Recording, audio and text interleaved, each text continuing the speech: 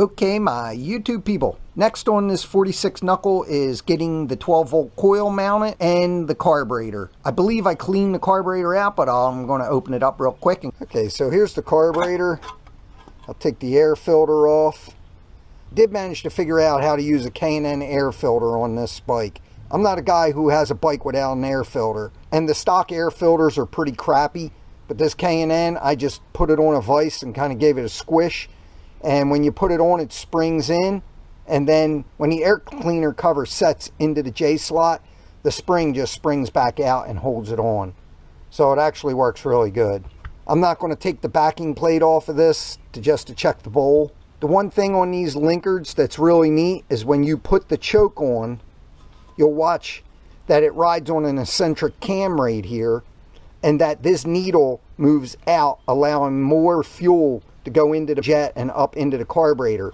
So when you put the choke on, you see this move back, pulls this needle up and allows more fuel in, and then when you put it forward, it pinches that extra fuel off. And then to set the idle mixture is with this knob here, and it takes that needle and screws it in and out for more or less fuel for the idle. Also, the main jet is adjustable right from the outside. So you just back it out if you want more fuel. Now I'm going to take this nut off. This bowl nut spring loaded, and the spring holds the main jet in. And I see a little bit of dirt down in the bottom of this nut, so it must need to be cleaned. I'll pull the spring out.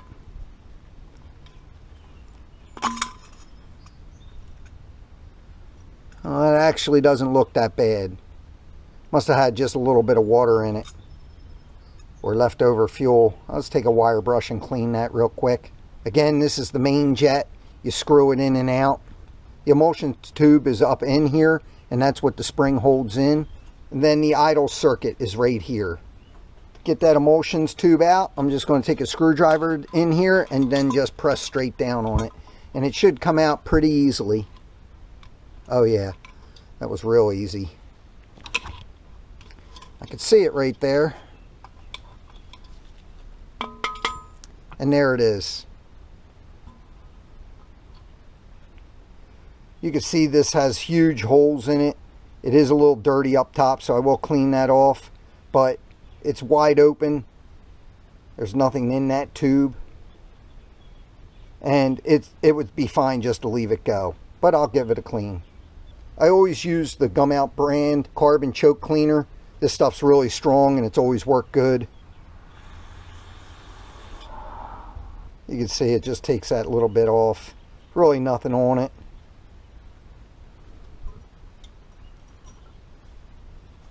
Let's give the bottom of the carburetor a little wipe.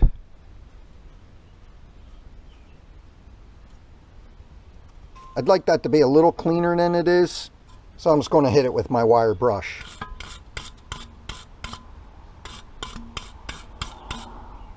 Now it's where I want it. Let's give it a little spray.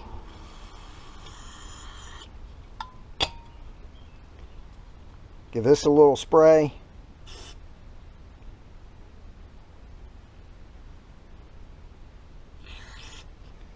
Now if this were real dirty, I'd hit it with compressed air real good, but it's not, so I'm not going to worry about it. Just going to give the spring a little spray. Now hit the spring with the wire brush. That's pretty good. Now I'll give it a little spray off. Now I'm going to put the emulsions tube back in. When you put this in, you have to make sure that the Venturi in here is lined up. Now that Venturi is able to slide back and forth because you can replace the size of the Venturi on these depending on how much air your bike needs and the size of the motor.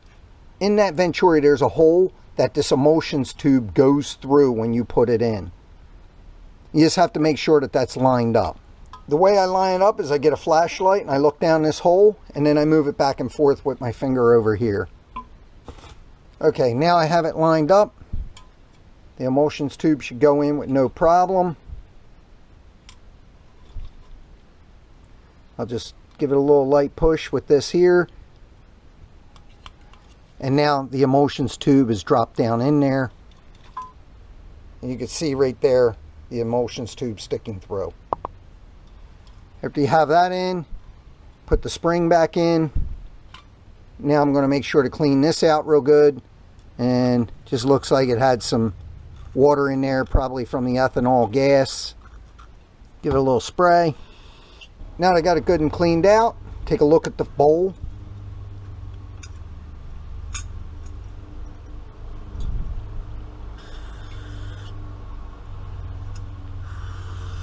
I have that good and cleaned out. There is a spec in the manual that the float sits off to one side of the bowl, and I have that set already. The last thing I'm going to do is check my needle and seat. First I'm going to blow some carb cleaner through there to make sure it's cleaned out real good. Now after I do that, I blow on this with a little bit of air and then lift the float up to make sure it seals off. And it does. So that's good. I'm going to put this back on.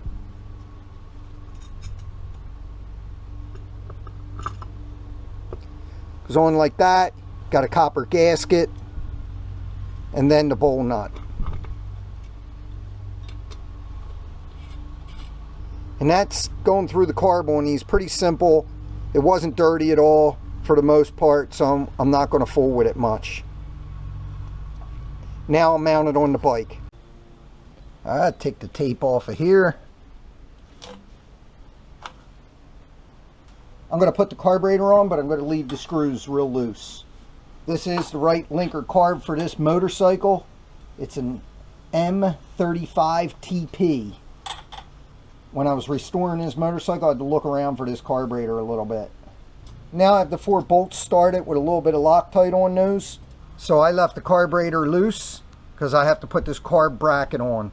This goes into the center engine bolt that's down here. And then this side, there's a stud that sticks out of that float bowl nut. And that's going to go there. Now I'm going to loosen the center bolt in the engine. I'm going to take the nut off this side. I'm going to remove the washer that's on there. Now I'm going to put this bracket on in place of the washer.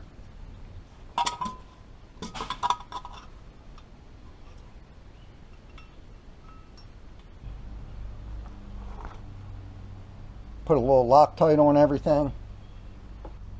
Here's the bracket, and the nut goes on here with a washer and the Loctite. Now that I have that started, I'm going to get the bracket up on the center bolt.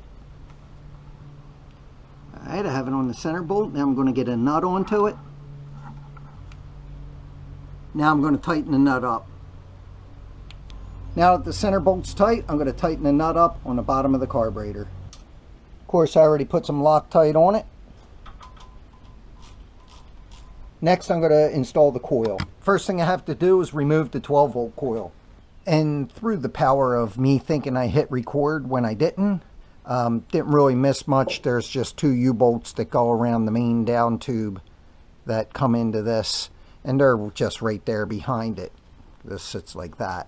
I did wind up using the old plug wires, and the reason for that is these plug wire boots are just too small to get over the spark plugs. I have the old plug wires back on it. Not a big deal. I left everything with the wiring kind of loose, and I don't even have this wire connected yet. Even the spark plugs are loose at this point, along with the timing inspection hole. So the next thing I'm going to do is some other little miscellaneous stuff. The other thing I didn't record was me putting the choke rod on to the carburetor. Up is choke off, down is choke on. So that's all finished. The next thing I'm going to install is the brake light switch. If you look right there, I already put the bolt in. That holds the exhaust on. I didn't realize I had to put the brake light switch on when I did that, so I have to remove that bolt and then put the brake light switch on. And that has this spacer that spaces it off. And if you look right there, it has a hole in it. There's a rod and a spring that go into that hole that's in it. And then there's a little tab right there that the other side and rod and spring goes in and pulls it. That tab is adjustable. It's on the brake rod, so as you push the pedal down, that tab moves towards the front of the bike, pulling on the switch to turn it on. I'm just going to install this off camera. The wires were already on it. It gets a switched hot that comes down, and then the other wire goes back to the brake light. I got the brake switch rod connected to the spring, and the spring is now connected to the switch. Next thing I got done is the timing retard cable that comes out of this handlebar. Comes down here on the neck, swings down back over here, then it comes in right there. The important part is to make sure you get as much stroke as possible. So this is to start it. You would retard the timing there, and then the important thing is once you pull it back that it seats up against there like that. So that's more important than it going all the way out and me just having to move it a little bit with my fingers. I left a little extra cable just in case I got to make any kind of adjustment. And then there you see I have it through the bracket. The other thing I got done is the throttle. Comes down through this handlebar, comes right over the left side of the bike here, comes down here to the bracket, then underneath the rocker box and over to the carb. And again, it's important that you get full throttle. You can see there, it's up pretty much up against the stop, and then it needs to shut off all the way. And it is, and it's all the way back. I don't necessarily need it to be full throttle, but it is pretty much there. What you need is to make sure it comes back at idle. Doesn't look like much, but it was probably 3 hours worth of work getting that all done. Next video, I got to get the battery in, get it all hooked up. Then I'll need to get the tanks on, get some oil in it, fuel in it, and start it. I haven't tackled the rear wheel yet. That's going to be a little bit of a project, and I'll bring you along for the ride. Thanks for watching. Please don't forget to like and subscribe.